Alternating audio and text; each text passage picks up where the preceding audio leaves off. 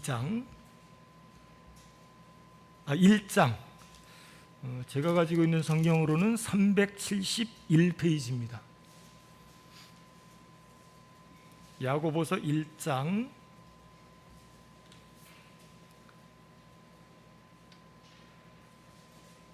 2절부터 8절까지 말씀드리겠습니다. 찾으셨으면 교독하고 마지막 절은 같이 봉독하겠습니다. 내 형제들아, 너희가 여러 가지 시험을 당하거든 온전히 기쁘게 여기라. 이는 너희 믿음의 시련이 인내를 만들어내는 줄 너희가 알미라. 인내를 온전히 이루라. 이는 너희로 온전하고 구비하여 조금도 부족함이 없게 하려 함이라. 너희 중에 누구든지 지혜가 부족하거든 모든 사람에게 후히 주시고 꾸짖지 아니하시는 하나님께 구하라. 그리하면 주시리라. 오직 믿음으로 구하고 조금도 의심하지 말라. 의심하는 자는 마치 바람에 밀려 요동하는 바다 물결 같으니 이런 사람은 무엇이든지 주께 얻기를 생각하지 말라. 같이 봅니다. 두 마음을 품어 모든 일에 정함이 없는 자로다. 아멘. 이 시간에도 우리 김성국 목사님 나오셔서 믿음이 흔들 때라고 제목으로 말씀 주실 때에 많은 은혜 받으시기 바랍니다.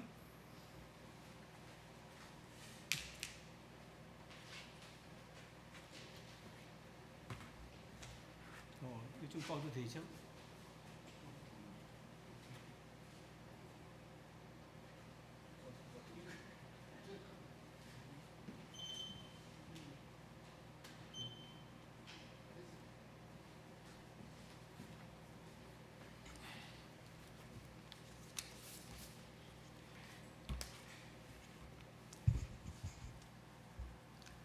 기도하겠습니다. 아브라함과 이삭과 야곱의 하나님, 아브라함이 하나님을 믿음에 하나님께서 아브라함을 의롭다 하시고 이삭이 하나님께 순종함으로 하나님께서 이삭에게 100배의 복을 주시고 야곱이 어려움을 당할 때마다 그는 엎드려 기도함으로 말미암아 기도의 응답을 받은 것처럼 오늘 이 시간 거룩한 주일날 주의 전에 나와서 우리가 아브라함처럼 믿고 이삭처럼 순종하고 야곱처럼 기도하기를 원하는 마음으로 이 시간에 하나님 앞에 예배를 드리옵니다.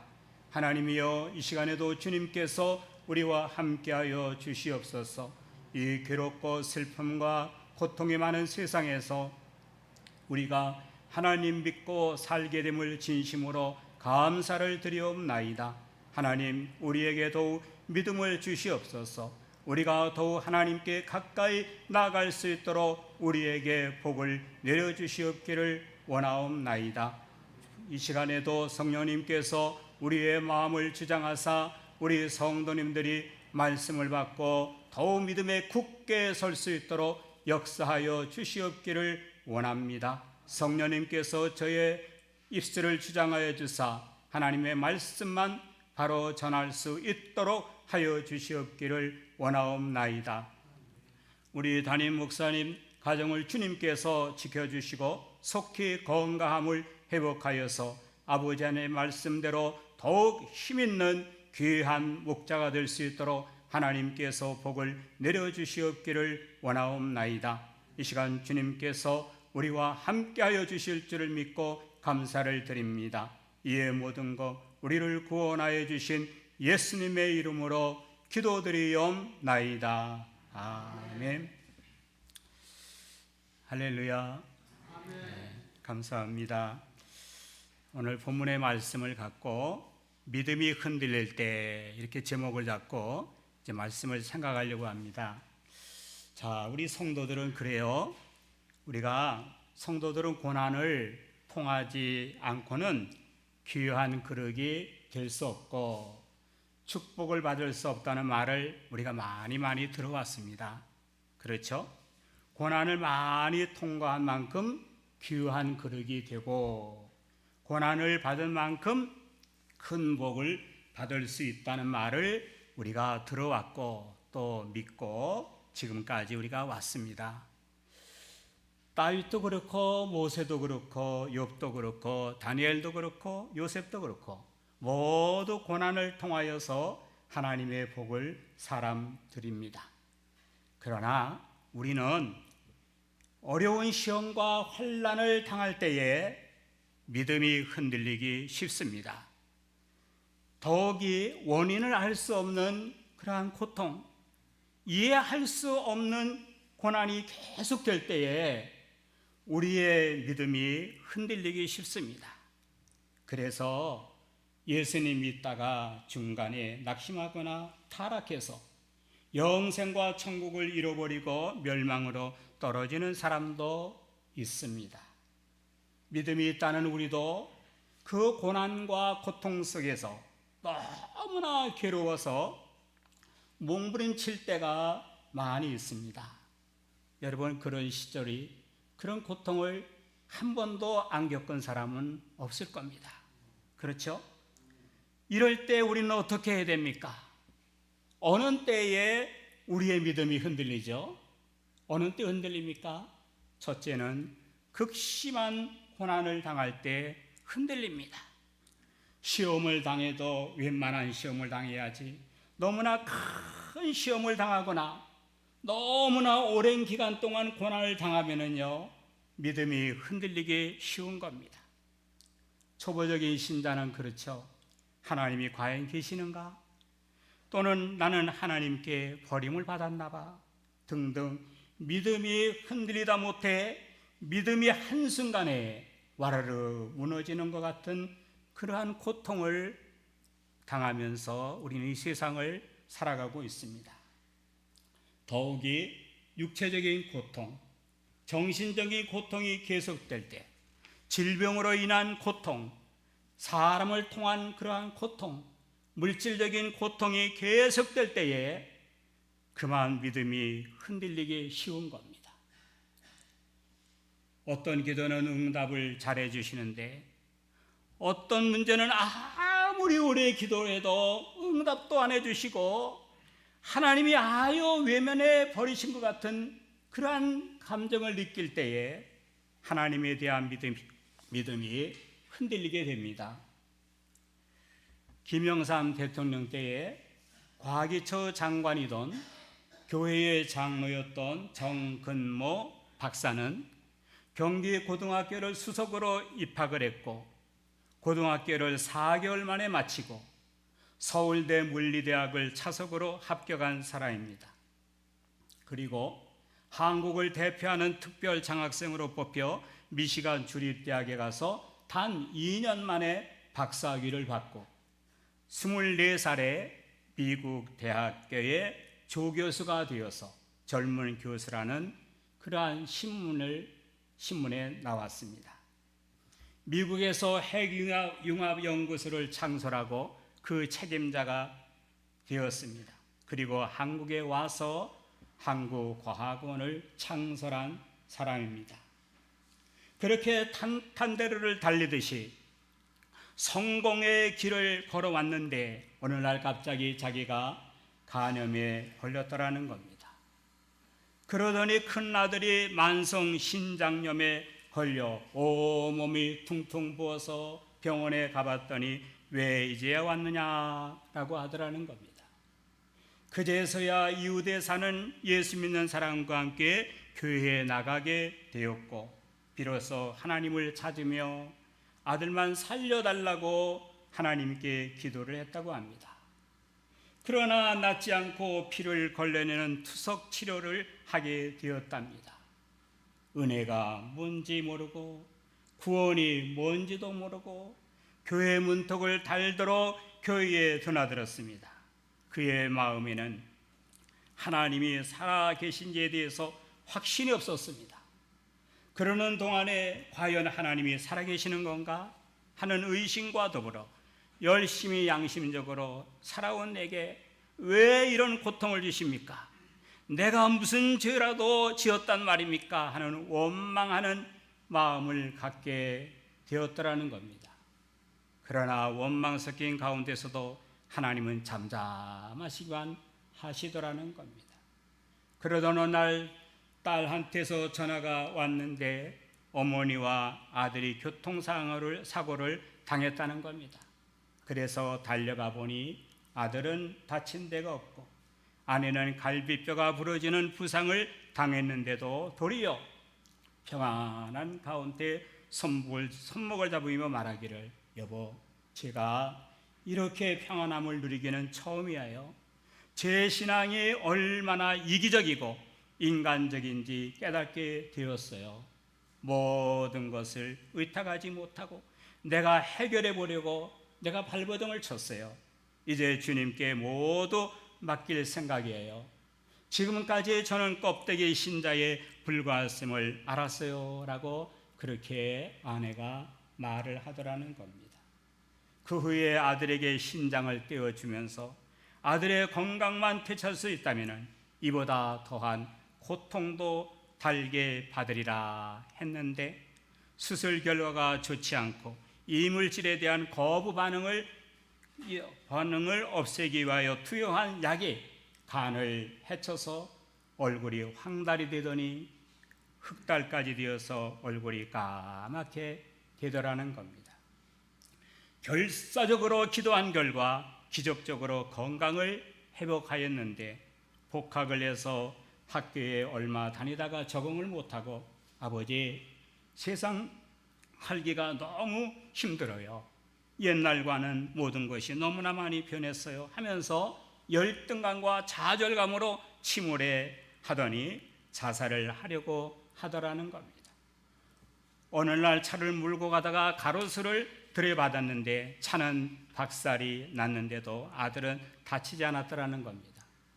경찰이 자살을 기도하고 있으니 정신병원에 가보라 하는 것을 믿음으로 고치겠다고 데려왔는데 얼마 후에 10m가 되는 낭떠러지에 떨어졌는데 조그만 소나무에 걸려서 이번에도 죽지 않았더라는 겁니다. 그리고 나서 아들이 하는 말이, 아버지, 정말 하나님께서 나를 지켜주셨나 봐요 하기에 왜 그런 생각을 하게 되었느냐 물으니까 낭떠러지가 추락하던 승용차에 조그마한 소나무에 걸려서 떨어지지 않았더라는 겁니다. 조그마한 소나무에 걸려서 떨어지지 않을 수 있어요? 믿어지지가 않아요. 그 작은 소나무가 육중한 자동차를 또 받칠 수 있다 하니 그것이 이상해요. 그래서 하나님이 나를 사랑하는가 봐요. 내가 이 세상에 더 살아야 하겠다는가 봐요 라고 그렇게 말하더라는 겁니다. 정금호 박사는 그런 체험을 하였지만 하나님에 대한 확실한 믿음이 없었다는 겁니다. 그러던 어느 날 주일 예배를 드리는데 담임 목사님의 입에서 2장 1절로부터 8절에 읽고 설교를 하시더라는 겁니다. 한마디 한마디 가슴에 와 닿아 눈물이 나오기 시작하더니 뚜렷하게 주님의 음성이 들려왔는데, 너는 내 아들에 대해서 감사한 적이 있느냐라고 하시더라는 겁니다. 무슨 뜻인지 몰라 얼떨떨하는 가운데 재차 하나님의 음성이 들리기를, 내 아들이 너를 위해 십자가를 졌는데 너는 한 번이라도 아들에 대해서 감사한 적이 있느냐 하시더라는 겁니다. 너무나 놀라서 눈물을 뚝 그쳤다고 합니다. 주님, 제가 어떻게 아들에 대해서 감사할 수 있단 말인가요? 제 아들은 제 도움이 없으면 살지도 못할 텐데요. 제 콩팥까지 나누어 가진 것을 주님도 아시지 않습니까? 이렇게 했어요. 자기는 부모가 감사할 것은 자식이 공부를 잘하고 순종을 잘해서 그래서 특별한 성공을 해서 부모를 기쁘게 하는 자식이라야만 효도인 줄 알았는데 주님께서 깨닫게 해주시더라는 겁니다. 내가 비록 효자였다 한들 부모님께 드린 것은 잠시 있다가 사라지는 세속적 기쁨 위에 무엇이 있었던가? 영생의 소망, 구원에 대한 확신을 드린 적이 있었던가? 그리고 보니 자기는 부모님께 영생의 소망이나 구원에 대한 확신을 드린 적이 없었다는 것을 깨닫게 해 주시더라는 겁니다. 그런데 반하여 자기 아들은 그 아들이 당하는 고통으로 인하여서 신앙의 눈을 뜨게 되었고 하나님을 찾고 영생을 얻었고 천국 백성이 된 것이 아니었던가? 그렇다면은 내 아들이 정말 나에게 효자 노릇을 하였구나 라고 그것을 깨달았다는 겁니다. 그래서 정 박사는 창피한 줄 모르고 그는 한없이 하나님 앞에 감사하고 자기의 아들로 인하여서 내가 신앙을 갖게 되었고 아들로 인하여서 영적인 눈을 뜨게 돼서 너무나 감사해서 하나님 앞에 영광을 돌렸다는 겁니다. 그래서 주님, 제 아들은 진정한 효자입니다. 저를 구원하기 위하여서 무거운 십자가를 져야 했던 아들에게 감사하겠습니다. 그리고 진심으로 제 아들은 효자입니다 라고 그렇게 기도를 하였답니다. 여러분, 아들의 질병은 구원의 도구였습니다. 그렇죠? 그런데 전에는 내가 무슨 죄를 지었길래 왜 이런 고통을 주시는가? 정직하게 살려고 노력했는데 왜 내게 이런 아픔을 주시는가? 나보다 더 악한 사람이 많은데 나는 왜 이렇게 고통을 당하였는가? 라고 원망한 것을 하나님 앞에 회개를 하였다는 것입니다. 여러분, 그러므로 여러분들이 당하는 모든 고통과 슬픔과 어려움에는요, 반드시 하나님의 뜻이 있다는 것입니다. 반드시 거기에는 하나님께서 무언가 우리에게 깨닫게 하여 주시기 위해서 주시는 교훈이라는 것을 여러분들은 깊이 알으셔야 되겠습니다. 고난과 시험이 올 때에 하나님께 대한 믿음과 하나님의 사랑을 의심하지 맙시다. 하나님을 원망하지 말고 믿음으로 사시기를 바랍니다. 히브리서 10장 12절에 이렇게 말씀했죠. 시험을 참는 자는 복이 있도다. 이것이 옳다 인정을 받은 후에 주께서 자기를 사랑하는 자들에게 약속하신 생명의 멸류관을 얻을 것임이라 라고 말씀을 하셨습니다. 이 험한 세상 너무 고통이 많아요. 그렇죠? 이 코로나로 인하여서 물질적인 고통을 당하는 분도 많이 있겠죠. 그러나 거기에는 반드시 하나님의 뜻이 있다는 것을 믿고 우리가 믿음으로 전진하시기를 주님의 이름으로 축원합니다. 물 좀 먹겠습니다. 그 다음에 두 번째로 믿음이 어느 때 흔들리죠? 응답이 늦을 때 믿음이 흔들립니다. 기도 응답이 늦을 때 믿음이 흔들리기 쉽고 약속의 성취가 늦어질 때 믿음이 흔들리기 쉽습니다. 어떤 기도는 응답이 잘 오는데 어떤 기도는 아무리 기도해도 하나님은 침묵하시고 응답을 안 해주실 때가 있습니다. 이것도 하나님의 뜻이 있습니다. 기도의 분량이 안 찼거나 기도 응답이 때가 안 됐거나 어쨌든 우리는 조급해하지만은 하나님 편에서는 무슨 뜻이 계신 것입니다. 기도 응답에 대한 떡을 구했는데 돌이 나타나고 생선을 구했는데 뱀이 나타나서 우리가 믿음이 흔들 때가 없지 않아 있습니다. 하박국서 2장 3절에 보면은 이렇게 말씀했죠. 비록 더딜지라도 기다리라. 지체하지 않고 정령이 응하리라. 이렇게 말씀을 하셨습니다. 지체되는 것은 거절하는 것이 아니다라는 말씀이 있습니다. 하나님께서 우리가 기도할 때에 그 방법의 첫째는 예스라고 금방 응답이 올 때가 있고 두 번째는 기다리라라는 그러한 말씀이 있고 세 번째는 아니다라고 이렇게 응답이 올 때도 있다는 것입니다.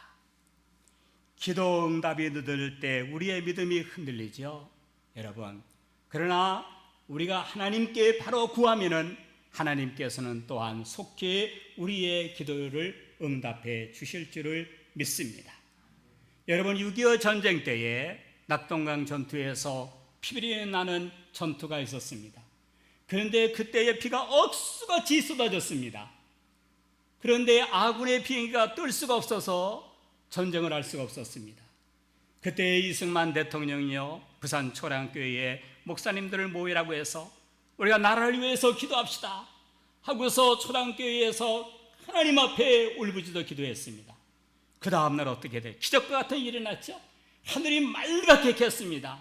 그때 아군의 비행기가 떠서 낙동강 전투를 승리로 이끌어서 오늘날 이 나라가 이렇게 건전하게 된 것입니다. 만약에 그때의 낙동강 전투에서 패배했더라면요, 우리는 자유 대한민국을 우리가 맛볼 수가 없게 됐던 겁니다. 하나님의 역사입니다. 하나님은 반드시 우리의 기도가 하나님의 뜻에 맞을 때 하나님께서는 반드시 역사해 주시는 줄 믿습니다. 여러분들의 기도가 하나님의 뜻에 맞을 때에 하나님께서는 반드시 여러분들의 기도를 거절하지 않고 들으실 줄을 믿습니다. 제 이야기를 해서 죄송하지만은 제가 강도사 때에 인제의 인제 장로교회에서 제가 부교육자로 있었어요. 그때에 그 담임 목사님이 내가 이제 후임자로, 목사님이 이제 나이가 많으시니까 은퇴하고 제가 이제 후임자로 들어가기로 하고 갔습니다. 그런데 그 목사님이 그 부대에 그 대대장을 잘 알아갖고 대대장이 허락해서 군대 기름을 목사님 자가용에다 넣은 거예요. 이것이 감사에 걸려갖고 아주 교회가 쓱걸었어요. 그래서 참 이루 말할 수 없어요. 그러니까 교인들이 막 떠나는 거예요. 교인들이 한 30명밖에 안 남았어요. 그러니까 헌금도 안 나오잖아요. 그러니까 그 담임 목사님이, 저도 아이가 둘이 있었어요 그때. 그 담임 목사님이 나보고 그래, 강도사, 나는 자녀들이 있으니까 난 사례비를 받아야 돼. 그러니까 강도사는 교회 재정이 어려우니까 강도사한테는 이제 사례금을 못 줘. 그러니까 알아서 해. 그러더라고요. 뭐 이럴 수가 있겠는가. 나도 자녀가 있는데. 그래서 알았습니다. 알겠습니다. 그리고 제가 하나님 앞에 기도했어요. 하나님, 나를 목사로 세우셨잖아요. 어떻게 하시겠습니까? 난 아무것도 없어요. 그러니까 하나님 알아서 하세요. 그리고 1월 30일까지 하나님께서 기도의 응답을 주세요. 기도했습니다. 기도했는데 응답이 없는 거예요. 그런데 마지막 날 30일 날 기도 응답이 온 거예요. 목회지가 나타났다고 딱 응답이 오는 거예요. 참, 그래서 하나님은 그래도 나를 사랑하시는가 봐. 그래서 그때 이제 거기서 떠나서 다른 목회지에 가서 목회를 한 적이 있습니다. 여러분, 기도 응답 빨리빨리 오면 좋겠죠. 그러나 기도 응답이 늦을 때도 있어요. 그럴 때도 낙심하지 말고, 여러분의 믿음이 흔들리지 말고 굳세게 앞으로 전진하는 여러분들이 되시기를 바랍니다. 약속의 말씀을 믿고 나가는데 하나님께서 그 약속대로 성취하여 주시지 않을 때도 없지 않아 있죠. 그러나 우리 하나님은 우리의 믿음이 더 성숙하기를 기다리시고 우리의 인내가 더 완전해지도록 기다리시는 것을 알고 우리가 믿음 안에 나가기를 바랍니다.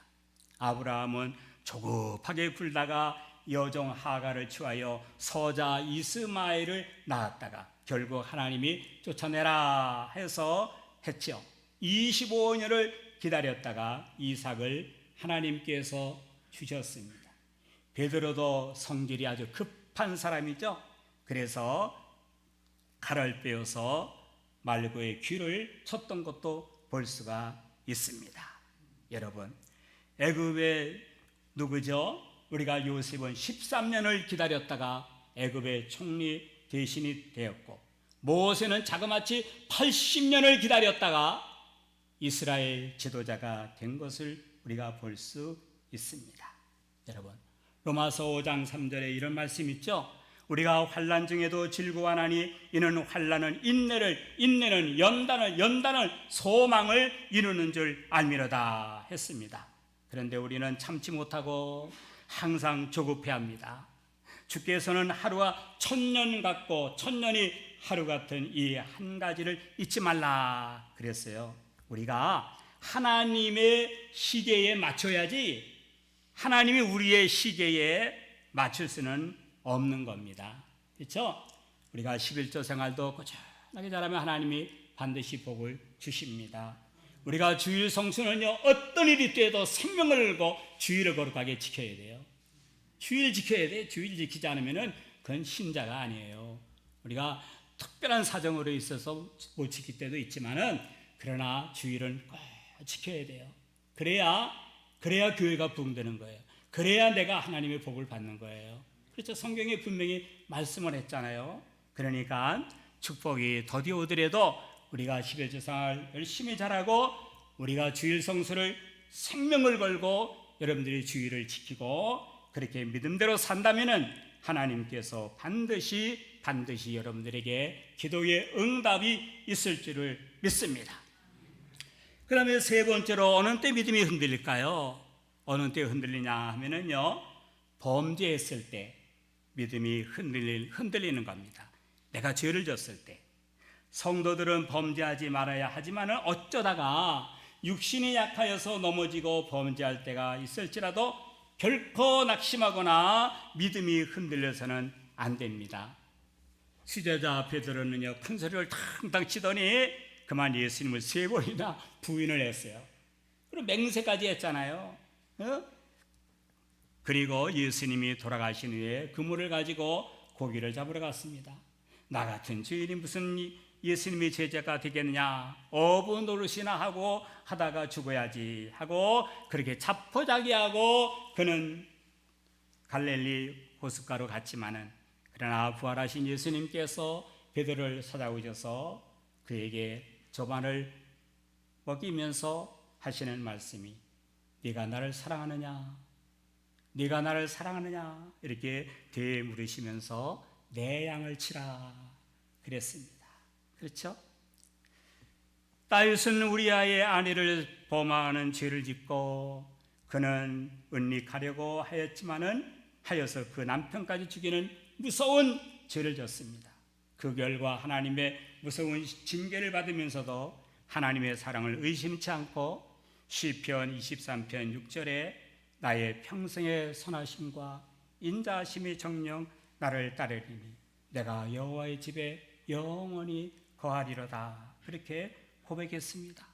다윗이 그렇게 잘못했음에도 불구하고 하나님이 자기를 버리지 않겠다는 생각을 믿고 하나님의 선하심과 인자하심이 평생도록 함께 하신다라는 것을 확신을 했습니다.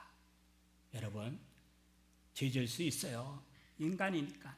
그러나 그때도 우리는 낙심하지 말고 더 하나님 앞에 나가야 돼요. 우리가 가룟 유다가 예수님을 팔아먹고서 양심에 가차별 되어서 그는 어떻게 했습니까? 목매어 자살을 하고 말았죠.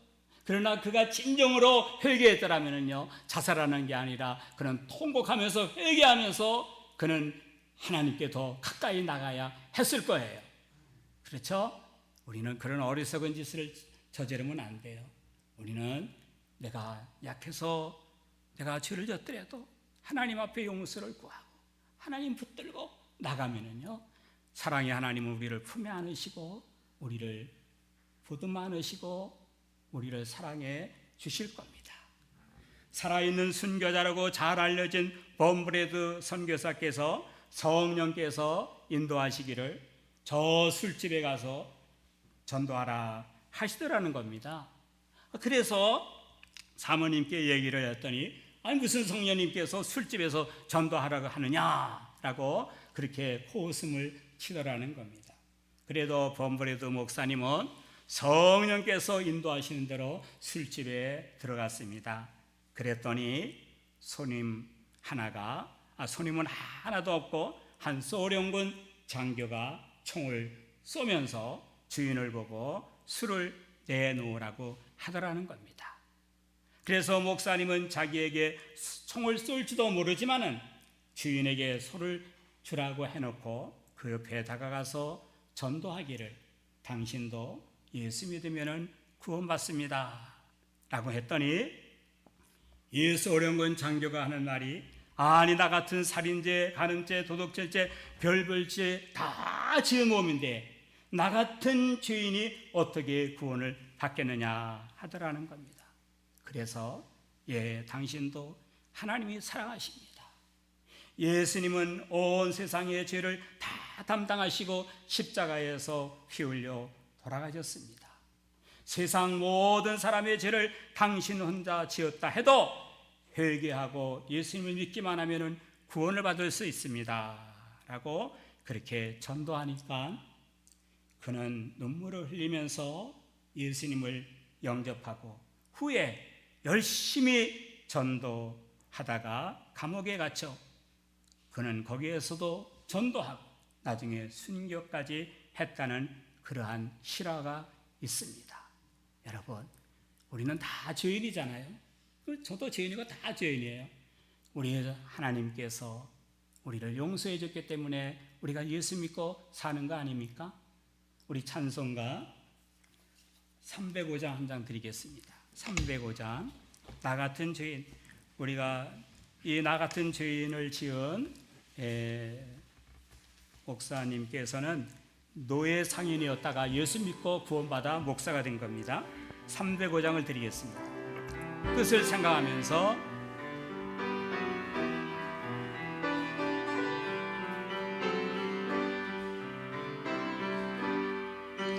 나 같은 죄인 살리신 주의 놀라워 잃었던 생명 찾았고 광명을 얻었네. 큰 죄악에서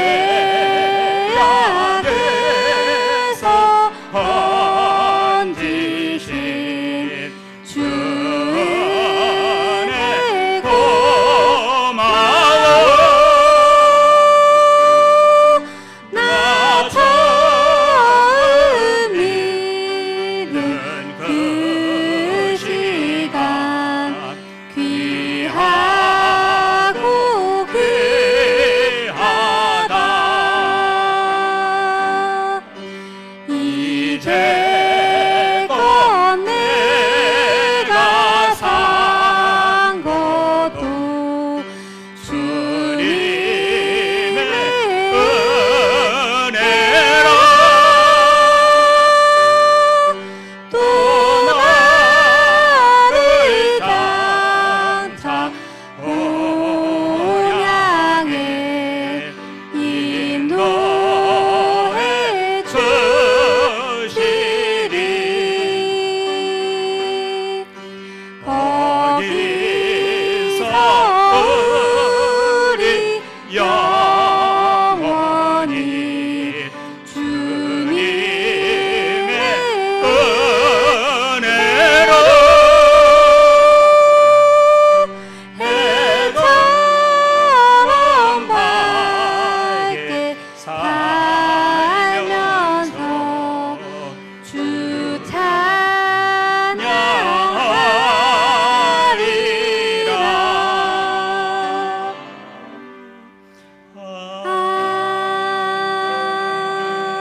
아멘. 우리가 죄를 졌더라도 하나님의 인자하심과 사랑이 끊어지는 것은 아닙니다. 이사야 1장 18절에 하나님께서 말씀하시기를, 오라 우리가 서로 변론하자. 너희 죄가 주홍 같을지라도 눈과 같이 희어질 것이요 진홍같이 붉을지라도 양털같이 되리라 라고 하셨습니다. 어떤 경우에도 믿음이 흔들리지 않고 굳게 잡으시기를 바랍니다. 믿음이 흔들릴 때 우리의 믿음을 굳게 잡는 비결은 뭘까요? 첫째, 감당치 못할 시험은 허락하지 않는다 그랬어요. 여러분들이 당하는 모든 어려움은요 다 감당할 수 있기 때문에 하나님이 주시는 거예요. 걱정할 필요 없어요. 감당할 수 있으니까 나에게 주시는 거예요. 그 감당할 수 있는 것을 우리가 믿음으로 나가고 승리하면은요 우리 하나님이 더 큰 은혜를 주실 줄을 믿습니다. 그렇죠? 고린도전서 10장 13절에 사람이 감당할 시험 밖에는 너희에게 당한 것이 없나니 오직 하나님은 미쁘사 너희가 감당치 못할 시험 당함을 허락지 아니하시고 시험 당할 즈음에 또한 피할 길을 내사 너희로 능히 감당하게 하시느니라 라고 그렇게 말씀을 했습니다. 그렇죠? 야고보서 1장 4절에 인내를 온전히 이루라 이는 너희로 온전하고 구비하여 조금도 부족함이 없게 하려 함이니라 그랬으니까 우리가 시험을 잘 통하면은 우리가 부족함이 없는 믿음의 사람이 될 수가 있다라는 겁니다. 우리가 12절에 보면은 시험을 참는 자는 복이 있도다 이것의 옳다함을 인정한 만든 후에 생명의 멸류관을 주리라 그랬습니다. 여러분 믿음이 흔들릴 수 있는 이러한 세대에서 우리 믿음이 흔들리지 않고 더욱 믿음 안에서 굳게 나가 그 다음에 하나님의 나라에 가서 잘하였도다 착하고 충성된 종아라는 칭찬을 받는 저와 여러분들이 다 되시기를 주님의 이름으로 축원합니다. 기도하겠습니다. 하나님 감사합니다. 이 어지러운 세상을 살면서 우리가 시험을 받음으로 막 흔들릴 때가 많습니다. 그러나 하나님께서 우리를 사랑하여 주셔서 지금까지 시험을 이길 수가 있고 또 믿음이 흔들리지 않고 지금까지 나오게 된 거 감사합니다. 앞으로 더욱 하나님 굳세게 믿는 믿음이 흔들리지 않는 그런 신앙생활을 할 수 있도록 도와주시옵소서. 이의 모든 거 예수님의 이름으로 기도드리옵나이다. 아멘.